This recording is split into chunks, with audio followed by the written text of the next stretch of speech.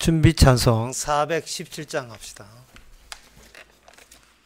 417장입니다.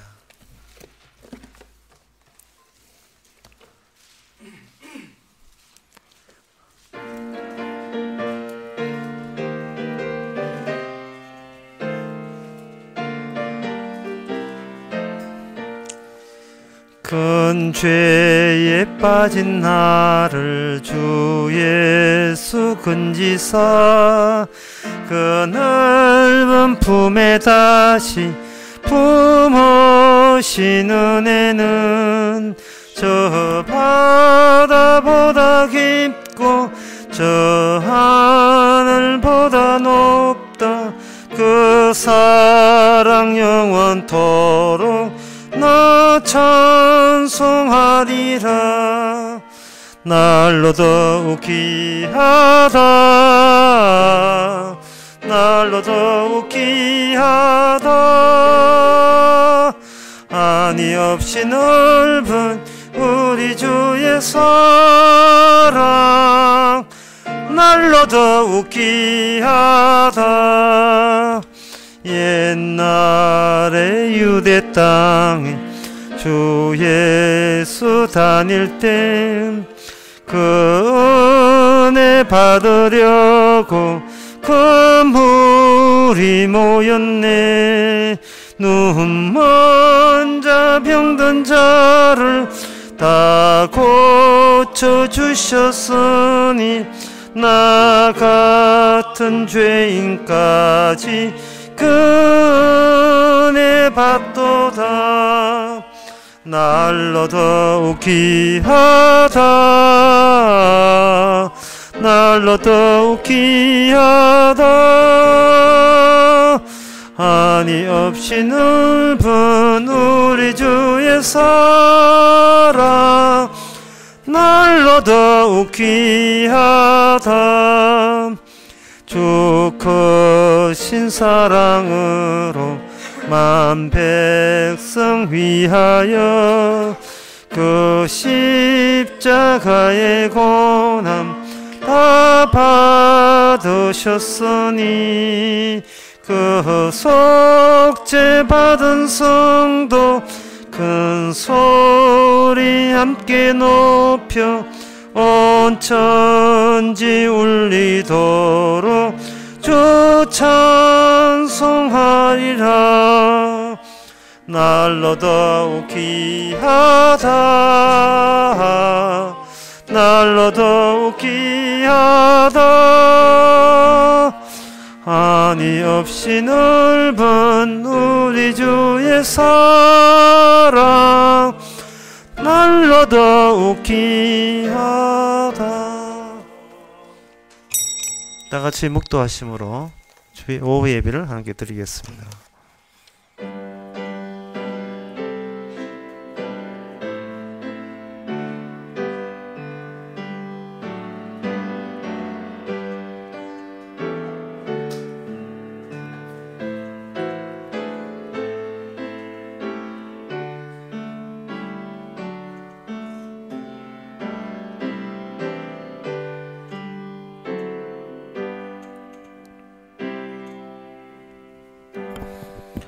나의 힘이 되신 여호와여, 내가 주를 사랑하나이다.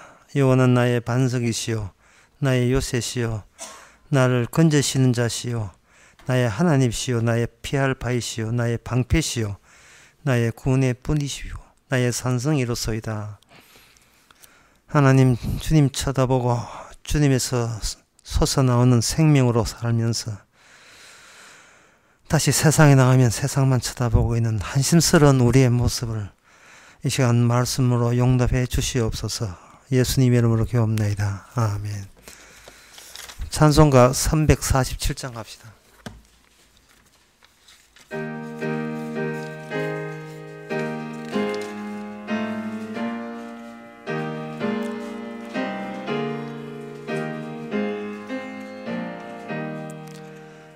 겸손히 주를 섬길 때 괴로운 일이 많으나 구주 연애 주사 잘 감당하게 하소서. 인자한 말을 가지고 사람을 감화시키며 갈 길을 잃은 우리를 잘 인도하게 하소서.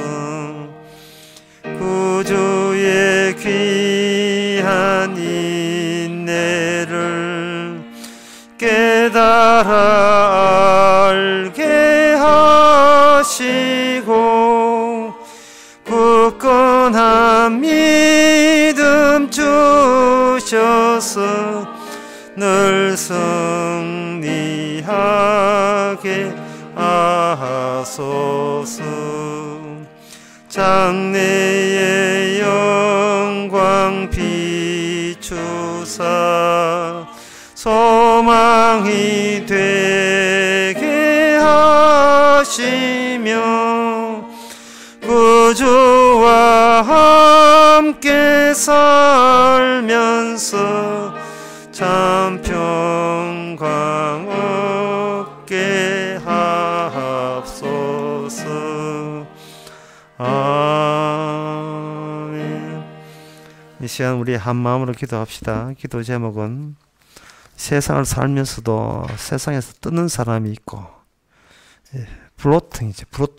뜨는 사람이 있고, 싱킹, 세상에 깔아앉아 빠져서 헤매는 사람이 있습니다. 성도는 주님처럼 세상에 살면서도 세상을 전체를 볼 수 있는 눈을 가졌고, 그렇지 않는 사람은 세상에서 후적되는 그런 모습을 사는데, 두 개의 눈을 다 가질 수 있도록, 다 볼 수 있도록 다 같이 기도합시다.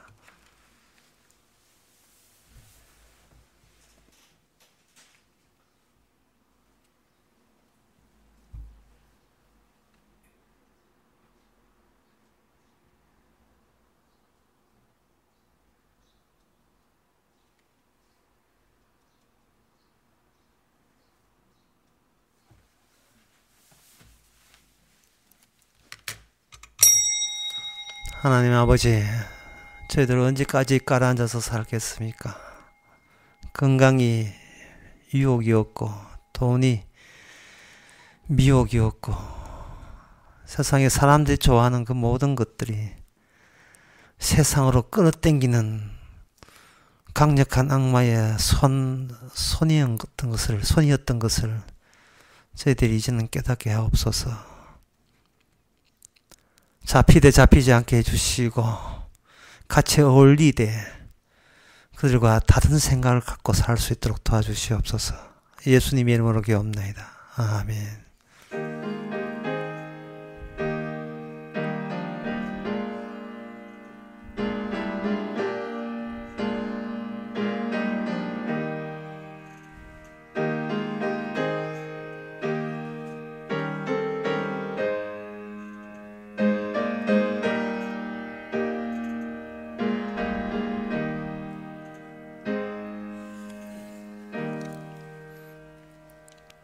하나님의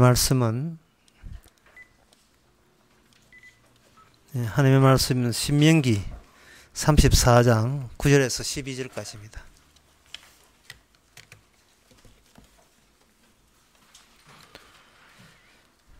구약성경 319페이지입니다. 모세가 눈의 아들 여호수아에게 안수하였으므로 그에게 지혜의 신이 충만하니 이스라엘 자손이 여호와께서 모세에게 명하신 대로 여호수아의 말을 순종하였더라. 그 후에는 이스라엘에 모세와 같은 선지자가 일어나지 못하였나니 모세는 여호와께서 대면하여 아시던 자요 여호와께서 그를 애굽 땅에 보내사 바로와 그 모든 신하와 그 온 땅에 있는 모든 기적과 이적과 기사와 모든 큰 권능과 위엄을 행하게 하시며 온 이스라엘 목전에서 그것을 행한 자더라. 아멘. 보통 나라에서는 인간이 지도자를 뽑아서 그 지도자와 백성들이 의견을 모아서 하나의 민족과 국가를 유지시켜 나갑니다. 근데 이스라엘은 하나님이 보내신 자로 인하여 이스라엘이 유지가 됩니다.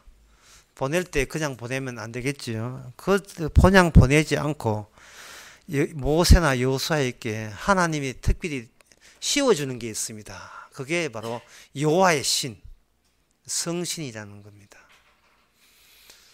그래서 선지자의 특징은 보통 인간에게는 성신이 없지만 선지자에게는 성신이 있습니다.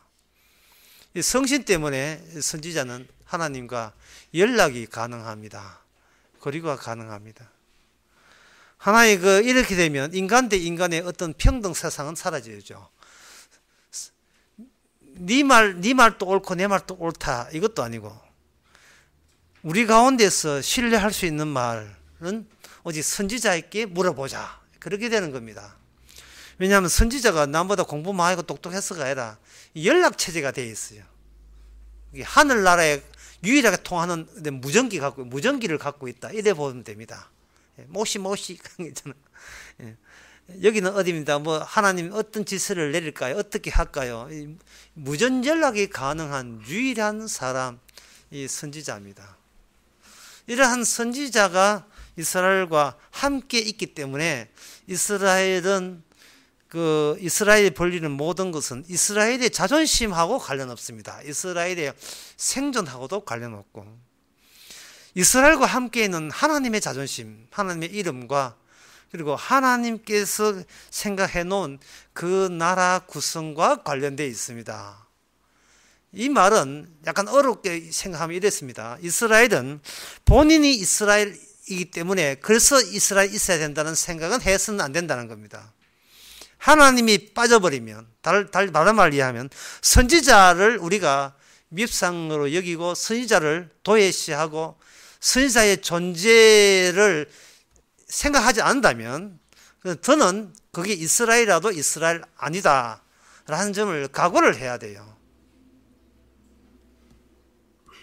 구약 이렇게 이야기하면 우리가 생각하기를 참 옛날 구약 이스라엘은 참 좋겠다. 왜? 선지자가 있어서 참 좋겠다.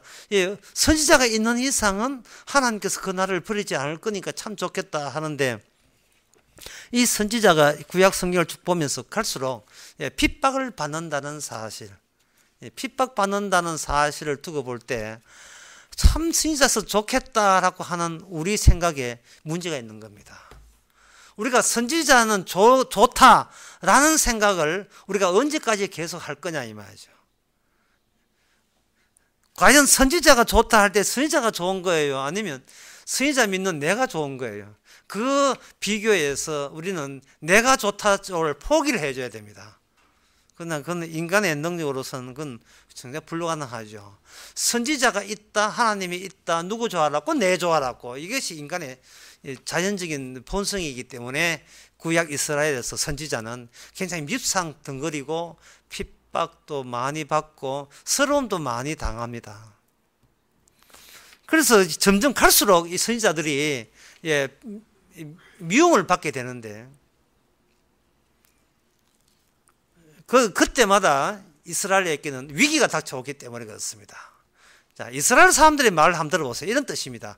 선지자가 있는데 왜 우리에게 이러한 난처한 일이 벌어지느냐. 그 사람의 논리가 그 논리예요.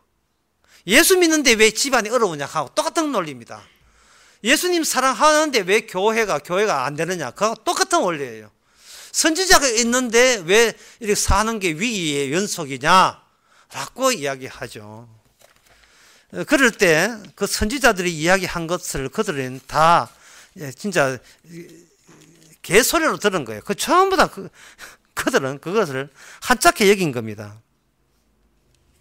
시편에 보게 되면 시편 14의 4절 6절을 보게 되면 이런 말씀 나옵니다. 나는 내 활을 의지하지 아니할 것이라. 내가 칼로 나를 구원하지 못하리라. 오직 주께서 우리에게 대대로 우리 대적에서 구원하시고 우리를 미워한 자 수치를 당케 하지 않나이다. 이래 되어 있어요. 예, 이건 무슨 말이냐 하면 하나님께서 구원하실 때 흔히 사람들이 사용하고 기대하고 있는 무력이나 칼이나 활로 구원하지 않는 겁니다. 하나님의 구원은 무력이나 그 창이나 또는 말이 많아서 이스라엘을 유지시키는 것이 아니고 이스라엘은 다른 나라 없는 게 있어요. 그게 뭐냐면 하나님의 의입니다. 하나님의 거룩과 의가 있어요. 그래서 시편 46편 그 10절에 보면 이런 말씀 나옵니다. 이러시기를 너희는 가만히 있어 내가 하나님 됨을 알지어다. 가만히 있어. 가만히 있어. 사람은 제일 힘든 게 가만히 있는 거예요. 가만히 있어. 내가 하나님 됨을 알지어다. 가만히 우리 보고 가만히 있어라는 말은 그동안 우리가 얼마나 저질을 했다는 거예요. 주님을 위한답시고 하는 짓거리가 자기 것 지키기 위해서 몸부림 마음부림 치는 관심은 자기 것 지키기 있으면서 핑계는 하나님 영광을 위해서라는 핑계대고 얼마나 이렇게 엉터리게 살았느냐. 그래서 하는 말이 가만히 있어라. 가만히 있어봐. 이 가만히 있는 이 모델이 바로 선지자의 모델이었습니다. 곧 나라에 이스라엘 위기가 왔습니다. 적군이 포위를 했습니다. 유일하게 거기서 가만히 있는 사람은 선지자밖에 없어요. 하나님께서 그렇게 하셨습니다. 엘리사 같은 경우에 엘리사 게하시가 화들짝 놀랐어요. 적들이 와가지고 이거는 분명히 엘리사를 먼저 잡아야 제갈공명을 잡아야 이긴다는 뜻으로 엘리사를 먼저 잡아야 이 이스라엘을 칠 수 있다. 이렇게 생각하고 군대를 엘리사 있는 곳으로 다 모아가지고 완전히 뺑 포위했습니다. 게하시가 아주 막 안달이 났습니다. 이젠 죽었다. 적들을 새카맣게 성을 포위하고 있습니다. 옛날 성은요, 이게 2차 평면적 전쟁이기 때문에 비행기가 없기 때문에 드론도 없었기 때문에 그냥 포위해가 굶어 죽이면 끝이에요. 포위해서 물 그는 막아버리고 식량 보급품 막아버리면 끝입니다. 지금은 드론 해가지고 막 다 하면 되지만 인간이 2차적 사고방식을 하고 있었어요. 이게 성신적 사고방식이에요. 성령은 3차적입니다. 이 성신은 2차적이에요. 일단은 여호와의 신이 임할 때거든요. 여호와의 신은 성령에 비해서는 미완성의 영이에요. 미완성의 신입니다. 완료되지 않은 신이에요. 인간들로 하여금 2차선에서 2차적 평면 속에 지내게 해서 2차적 평면성의 그 중요한 점은 인간은 땅에서 벗어나면 죽는다는 겁니다. 땅에서 소부 봐야 돼요. 성부 봐야 돼요. 땅이 잘 돼야 되고 이스라엘 잘 될 때 적과 훌이 계속 약속의 땅에 나올 때 그들은 하나님의 도우심, 이 하나님의 복받아는 티를 내게 되는 그러한 무대 2차전 무대 장치가 구약이에요. 그러면 그저 3차원적 그러면 신약에 와서는 신약에서는 이미 우리는 죽었고 우리의 생명은 하늘에 있다 해서 이거는 3차원적입니다. 2차원에서 벗어 죽어도 괜찮다는 게 신약이고 그래서 성령은 성신을 따라오도록 마지막 영이 성령이에요. 마지막 영입니다. 더 이상 영은 없어요.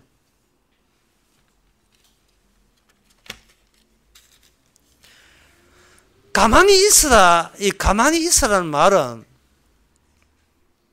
그렇죠. 게하시 이야기.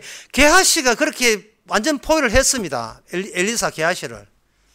2차원적 입장에서는 게하시가 옆에 있다는 것은 우리한테 도움돼요. 우리가 만약에 그 현장에 있었다면, 우리도 마찬가지일 것이다. 라는 생각입니다. 여러분들이 사극에 보면서, 사극에 나오는 그 전쟁들을 보면 참 답답해요. 그 고려시대 삼국시대 때, 삼국시대 때 뭐 신라가 어떻게 백제하고 하고 당나라하고 싸우고 할 때 총칼 들고 하보면 참 답답하죠. 영화 장고에 나오는 그 기관 단총 있잖아요. 그거 한 대만 했으면 두루룩 갈겨버리면 활이 날라오는 기관보다 총 날라오는 기관이 더 많아보면 활 쏠 수도 없는데 다 죽어버리잖아요. 아이고 바보같이 그때 왜 기관총을 왜 연발 기관총을 왜 못 만들었을까 하고 답답해 하지요. 그 답답함은 주님이 우리를 보고 얼마나 지금 답답해 하겠습니까? 세상에서 가난하다고 구원받 지옥 가는 겁니까? 뭐 이렇게 몸 아프다고 지옥 가는 거예요.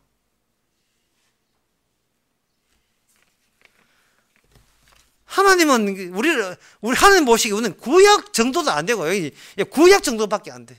뭐 자기 것 없어지면 그냥 이건 뭐 큰 탈하는 것처럼 천지 개벽하는 것처럼. 그래서 주님께서는 마지막 영으로 오셨는데 그게 마지막 영 이전에 마지막 분으로 오시는 거예요. 마지막 분. 이 사람 일거라고 이 사람 뿌이났고 이렇게 했죠. 아침에 이제 들어보지 않은 노래 하지만 마지막 분으로 오신 거예요. 마지막 분, 최후의 분, 더는 없어요. 그분이 가신 그 코스가 구원의 길입니다. 그 사람 예수님 옆에 12명이 따라다니는데 한 비교해 봤어요. 이거는 엘리사하고 예수님하고 엘리사하고 게하시의 관계가 똑같아요. 게하시는 답답해 하는데 엘리사는 뭐냐? 눈을 기도해서 눈을 떠보니까 세상에 이쪽 엘리사 편에 있는 군대가 천사가 더 많아요. 예수님께서 예수님 광야에서 시험 받으시고 세 번째 시험이 끝나고 난 뒤에 그 자리에 누가 나타났냐 하면 천사들이 와서 예수님 수고했다고 떡과 물을 드리면서 테스트 통과한 걸 감사합니다 해가지고 수정들로 천사가 도와줘요. 그게 수호천사잖아요. 주님은 지금 천사와 함께 있습니다. 그리고 사도행전에 이번에 하지만 사도행전을 보면 성도 곁에는 수천사 있어요. 보디가드 있어요. 다이아. 보디가드가 있어요. 우리가 타락하고 싶어도 타락 못해. 보디가드가 옆에서 지켜주고. 우리 뜻대로 출세하고 싶어도 안 돼요. 보디가드가 출세 고만해. 막아버립니다. 바울과 실라가 오해 가졌을 때 천사가 와서 꺼내줬고 베드로도 마찬가지고요. 우리는 늘 혼자 산다고 생각하지만 이게 완료된 시점에 오면 혼자 있는 것이 아니고 이렇게 돌봐주고 돌보는 것을 보혜사라고 합니다. 돌봐주고 지켜주는 그런 양상으로 우리가 천국에 가게 되는 겁니다. 그렇다면 여기서 우리는 성신과 성령 사이에서 연속성과 불연속을 방금 이야기했습니다. 자, 연속성부터 먼저 말씀드리면 이렇습니다. 연속성이라고 하는 것은 하나님과 함께 있는 사람을 그 민족 안에 여기가 박아놓고 심어 넣는 거예요. 그러면 연락책이 되어가지고 하늘의 뜻이 주어집니다.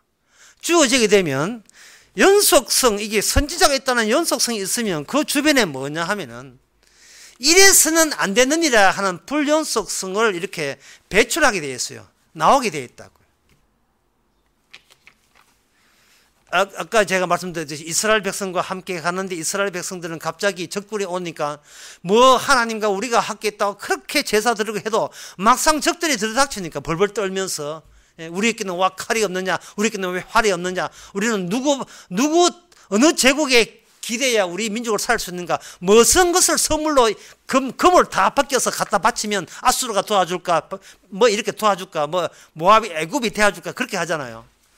그게 바로 하나님이 함께 있기 때문에 그 부작용들을 드러내게 하는 겁니다. 부작용들을.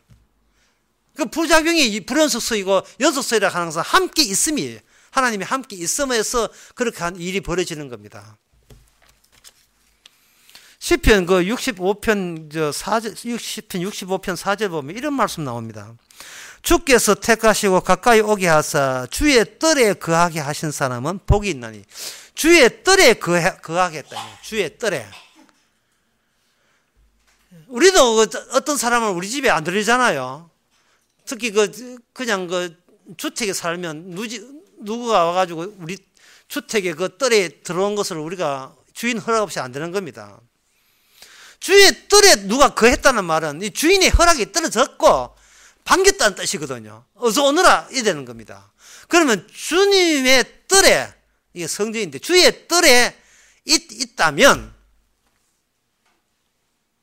이미 거기에 있다면 우리가 이 세상에서 더 이상 소원할 게 없어요. 더 이상 목적으로 삶을 게 아무것도 없는 거예요. 오히려 주의 뜰에 있으면서 다른 사람하고 이야기해야 돼요. 너는 주의 뜰에 없지, 그지? 약을 올려야 되는 겁니다. 약을 올려야 돼요. 우리의 포지션이, 우리의 위치가 이미 주의 뜰에 도착했다면 이미 이거는 고정된 겁니다. 이게 바로 평화예요. 이게 안식이고 평화잖아요. 지금 제가 무슨 말이냐 하면은 우리가 이 차원적 인생을 살다 보니까 우리가 내가 가져야 될 것, 자꾸 소유, 가져야 될 것, 내 재산인가 이런 거 여유, 장래에 대한 여유 있는 그 모든 거 끌어모으려고 하다 보니까 인간이 이렇게 많이 안 끌어모으면요 늘 불안해요. 자기 장래가. 끌어모으려고 시도하다 보니까 불안한데 그 끌어모으는 순간에 우리는 내 것만 신경 써요. 내가 얼마나 가지는가 신경 쓰는 거예요. 그러나 시편 65편 이 4절에 나오는 이분은 그냥 끌어모은 게 아니고 내가 지금 어디에 위치에 있지, 어느 자리에 기거하고 있지, 살지, 이것만 생각하니까 이 주의 뜰에 거하는 것은 평소에 세상적으로 봐서 자기 소원이 아니었습니다. 나는 남들처럼 내 것 이만큼 끌어모으는 거, 그게 소원이었지. 그래서 남한테 이기려고 했던 그게 소원이었는데 그런 나를 이제는 안 끌어모아도 되고요. 내 것 이렇게 계산 안 해도 되고 측정 안 해도 되고 그냥 내가 내 자신에 대해서 너무나 이렇게 없는 사람들은 작게 생각해도 괜찮고 중요한 것은 내가 이렇게 있는 이 뜰이 무슨 뜰이지? 주님의 뜰이네. 이걸로 족한 겁니다. 이거 족하지 않으면 여러분 평생 마귀한테 시달릴 줄 아시기 바랍니다. 마귀한테. 이미 주의 뜰에 도달했잖아요. 예. 나무 집에 들어왔잖아요. 나무 집에. 내 집이 아니라 나무 집에, 하나님 집에 들어왔잖아요. 이 고향에 왔는데 뭘 더 원합니까? 이러한 완성된 것을 위해서 주님께서는 그 완성을 향하여 가는 그 과정에서의 백성들과 이미 완성된 자리를 확보해서 사람들에게 주의 말씀 전하는 선지자와를 같게 동행하게 하시는 거예요. 그러면 하나님의 소원은 뭐냐? 신명기 18장 15절에 이런 말씀 나옵니다. 상당히 이 말씀이 신앙하는 사람한테는 굉장히 유명한 말씀이에요. 신앙하는 사람들, 그들은 믿음 없는 사람이니까 뭐 때문에 유명한지 모르겠습니다만 신앙한다 하면 믿음이 없는 사람이에요. 내 하나님 여호와께서 너희 형제 중에서 나와 같은 선지자 하나를 너를 위하여 세우시리 너희를 그를 들을지다. 나와 같은 선지자 하나를 세운다는 겁니다.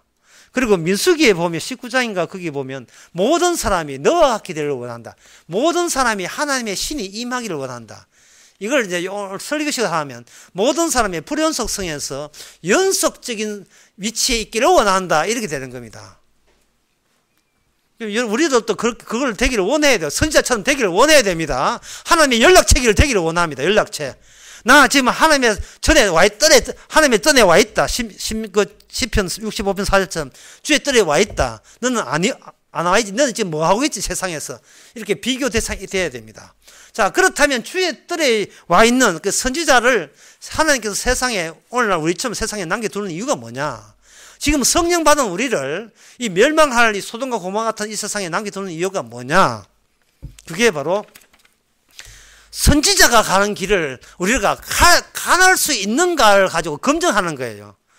선지자가 가는 길에는 불연속성과 그렇게 불연속 많이 어렵성을 가면 지옥 가는 거예요. 지옥 갈 세상과 섞이게 함으로써 이 하나님의 주신 이 주의 전에 뜰에 거하는 이 복이 얼마나 귀하다는 사실을 대비해서 너 갈수록 더 크게 느끼고 고마워지도록 만드는 거예요. 그러면 이미 하나님과 함께 있는 이 모세 같은 사람이 그저 자기 것만 챙기는 이스라엘 사람과 함께 섞여서 그들을 하여금 티격태격 밉상받고 한다는 이 말은 장차 오실 선지자도 모세 같은 선지자니까 장차 올 선지자도 어떤 식으로 오느냐 하면 사람한테 밉상받는 모습으로 오신다는 것을 이게 신명기 그 18장 15절에서 그렇게 예언을 하신 거예요. 그리고 그 예언은 오늘날 성령 받은 우리에게 그대로 이전되는 겁니다. 제가 그 버닝이라는 영화를 개봉날 봐가지고 내가 딱 배라왔어요. 지금 영화를 이제 볼 거다. 하도 이상한 영화들 많아가지고 볼만한 영화 없는데 저 버닝이라는 그 영화를 꼭 보고 싶어요. 이창동 감독이 옛날 밀양이라는 영화를 했지요. 그 영화평을 제가 우리 교회나 10장을 올려놨는데 그 밀양이라는 영화의 주제는 피해자나 가해자나 전부 다 주님 앞에 용서받지 않으면 구원 못 받는다. 그 내용이에요. 피해자나 가해자나. 이 세상은 피해자 가해자 서로 다투고 있다고요. 니 때문에 못 살았다. 뭐 니 때문에 못 살았다 하는데 주님 앞에서는 주님에 의해서 용서가 된 자면 인간들의 그 모든 갈등이나 인간들의 비교에 대해서는 주께서는 아예 인정하지 않는다는 거예요. 인정하지 않아요. 남들 사람 보고 한다는 것이 오히려 사람 보고 산다는 그것이 오히려 그 사람이 나의 구원을 방해할 요소가 된다는 겁니다.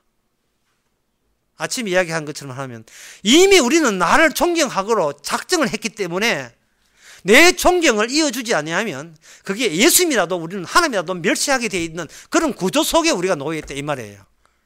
이창동 감독이 그걸 쓰면서 깜짝 놀랐어요. 복음도 모르는 사람이 희한한 이야기를 너무나 복음 비슷한 이야기를 해가지고 그래서 이창동 감독이 내놓은 영화를 다 봤는데 그 중에서 이번에 버닝이라는 영화는 버닝 영화를 보고 제가 평을 올려놨습니다. 버닝은 태운다는 뜻인데 그 영화 제목 영화의 한 장면을 보게 되면 그 장면마다 중요한 요소를 다 어떤 아무처럼 다 씹어 놨어요. 씹어 놓으니까 비평가들은 그걸 알지만 일반 사람들은 이상하게 뭐 무슨 뜻인지 모르고 어려운 영화라 하는데 또 어렵다 해야 또 도전하려고 더 볼 끼니까 뭐 어렵다 하겠지만 그 장면 하나에 이런 장면이 있어요. 여자 주인공이 부시면 춤을 추는 게 있어요. 조용해요. 조용한데 이래가지고 이 춤을 추는 거예요. 찐맛 없죠. 반주 없는데 노래 불러보세요. 그것도 찐맛 없지만 춤은 더 합니다. 고요한데 혼자서 이 춤을 추는 거예요. 왜 그 말은 뭐냐 하면은 바로 이 세상에 아무도 이해하지 못하는 그것을 여자 주인공이 아프리카에서 보고 온 거예요. 아프리카에 부시면서 인간을 두 종류 나오는데 하나는 배고파서 고함치는 인간이 있는 반면에 하나는 삶의 의미를 몰라서 고함치는데 그리트 헝걸 해가지고 큰 배고픔을 아는 자 이렇게 영화에 보면 그래 돼 있어요. 나는 확인 안 해봤지만 영화에는 그래 돼 있어요. 부시면이 그랬는지 모르겠지만 큰 배고픔 인간의 삶의 의미가 몰라가지고 하는데 그러면 배고픈 인간의 삶을 하려면 어떻게 하느냐. 부시면은 연속성을 둡니다. 단절이 아니고 연속해요. 춤을 이렇게 추다가 이렇게 춤을 추게 되면 이거는 삶의 의미를 아는 그 기운에 빠지게 된다. 이래 되는 겁니다. 그래서 그 좀 인간답게 살려면 그 춤을 널널 추면 그 부시면의 신이 어여삐 여겨서 삶의 의미를 준다. 그런 내용이에요. 그러면 불륜수성의 연속성이 돼요. 연속성. 인간의 어떤 행함이 하나님의 마음을 열어서 우리에게 복을 준다는 거예요. 이게 부시면이에요. 이 부시면인지 오늘 교회인지 한국인지 모르겠습니다만 하여튼 늘 춤을 추는데 아무 장단도 없고 박자도 없고 고요한 곳에 춤을 추는데 그때 그 몬때 먹은 베인이라는 그 사람이 하품을 하는 그 하품이 영화의 핵심 하품. 돈도 없는 게 무슨 금방지게 삶의 의미를 찾아. 네가 세상에 어떤 세상인지 아직도 꿈꾸고 있구나. 지금 갖고 놀다가 죽여야지. 그래서 죽여버립니다. 영화는 죽였다 안 죽었다 그건 확실히 나오지 않지만 영화의 주제는 뭐냐 하면은 없는 것들이 왜 있는 것과 없는 것에 계급지어진 이 세상을 왜 애써 억지로 외면하고 여기서 금방지게 삶의 의미 네가 개코도 돈도 없는 게 삶의 의미는 얼마나 돈을 가졌나 끝났어. 그걸로 끝났다고 본 거예요. 이 세상은 가진 인간이 삶의 의미를 찾지 없는 인간은 돈만 밝혀야지 무슨 거기서 삶의 의미를 찾아. 그 영화의 주제가 바로 그겁니다. 영화의 주제가 그래요. 그래서 거기에 대해서 해답을 내놓는 이창동 감독은 해답을 내는 게 뭐냐 하면, 이 세상에 있더라도 이거는 전부 다 메타포 한 영화에 나와요. 메타포, 이 세상은 환상에 불과하니까 없는 것을 있는 것처럼 하고 살아가게 되면 그게 삶의 의미다. 삶의 의미라 하는 것은 그냥 생각하는 거다. 없지만 있다고 치고 그걸 판토마임 하듯이 그렇게 해야 된다. 고양이는 있는데 분명히 고양이 안 보여. 이것처럼 그래도 살려줘야 되는 것처럼 현재 나는 없지만 내가 있다고 하면 그게 내 삶의 의미다. 나를 위해서 살자. 영화 끝! 그래서 까불어놓으면 불태워버리고 그겁니다. 이찬동 감독은 뭘 모르냐 하면은 이 세상에 헛사이라 하는 것을 알았는데 실상이 왔기 때문에 헛상이 된다는 걸 몰라. 실상이 뭐냐? 아무도 부인할 수 없는 예수님의 십자가 죽음입니다. 그리고 부활이에요. 십자가 죽음과 부활, 이거 빠뜨리면 세상은 헛되고 헛됨으로 끝나버려요. 그냥 해답도 없고 정답도 없고 모르겠다, 돈이나 벌고 쓰고 싶어서 쓰자, 끝! 그게 끝이에요.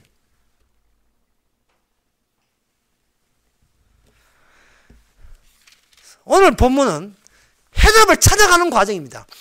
모세가 하나님의 신을 받았잖아요. 이제 모세 죽었습니다. 오늘 본문에 보면 그 다음에 누가 신을 받는가? 오늘 본문에 보면 여호수아가 거기 나오죠. 34장.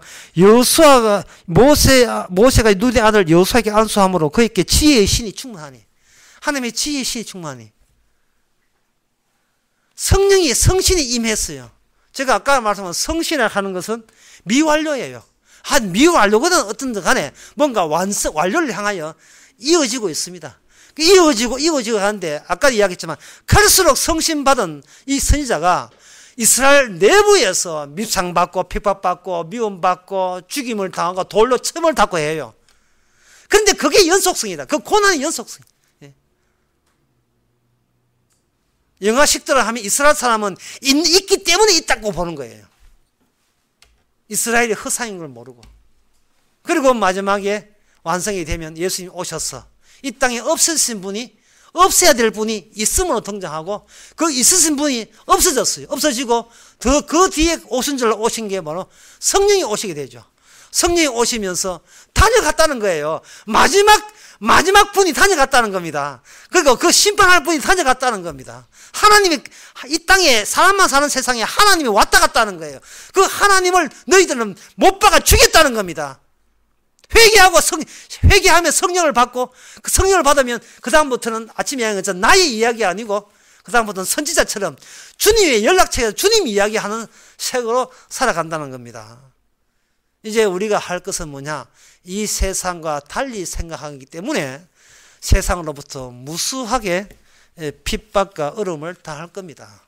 그런데 감사하게도 이 시편에 보면, 시편 그 46절에 보면 이런 말씀 나옵니다. 46편에 2절에 보면 땅이 변하든지 산이 흔들려 바다 가운데 빠지든지 바닷물이 흉룡하고 뛰놀든지 그것이 넘침으로 산이 요동할지라도 우리는 두려워하지 아니하리라. 이 세상에 아무리 흔들기 하와이에 화산 터지고 지진 터지고 미국에는 총기 사건, 한국에도 사건, 여러 가지 복잡하게 살아가면서 온갖 것 당하더라도 바다가, 이게, 땅이 변하든지, 산이 흔들리든지, 바다 가운데 빠지든지, 요사처럼 빠지든 상관없이 우리는 어제 주의 이름으로 기뻐하였다. 왜? 이미 주의 성전 뜰에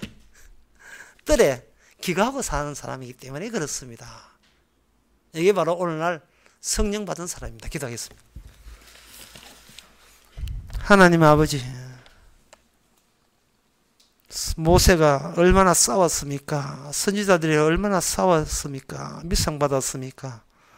근데 우리는 성령 받은 이 고마운 사태를 파악하지 못하고 세상을 부러워하고 왜 내게한테 저것이 없느냐고 얼마나 하나님의 따지듯이 살았습니까?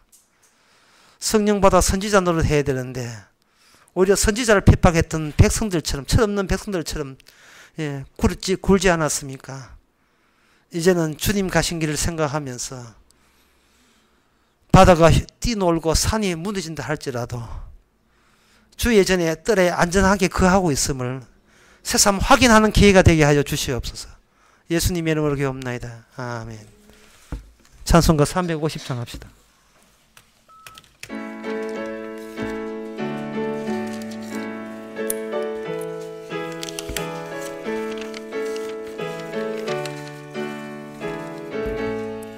나의 죄를 정케 하사 주의 일꾼 삼으신 구세주의 넓은 사랑 항상 찬송합니다. 나를 일꾼 삼으신 주 크신 능력 주시어 언제든지 주 뜻대로 사용하여 줍소서. 내게 부어 주시려고 은혜 예비하신 주 그 은혜로 채워주사 능력 있게 합소서. 나를 일꾼 삼으신 주 크신 능력 주시어 언제든지 주 뜻대로 사용하여 줍소서. 죄의 짐을 풀어주신 주의 능력 크도다. 나를 피로 사신 예수 내 맘속에 없소서. 나를 일꾼 삼으신 주 크신 능력 주시오 언제든지 주 뜻대로 사용하여 줍소서. 주여 내게 성령으로 충만하게 채우사 생명수가 강물처럼 흐르게 하옵소서. 나를 일꾼 삼으신 주 크신 능력 주시오 언제든지 주 뜻대로 사용하여 줍소서. 아멘. 기도합시다. 지금은 우리 주 예수 그리스도 은혜와 하나님의 크신 사랑과 성령의 충만하심이 성령 주시겠다는 그 약속을 믿는 모든 성도에게 주의 이름으로 축원하나이다. 아멘.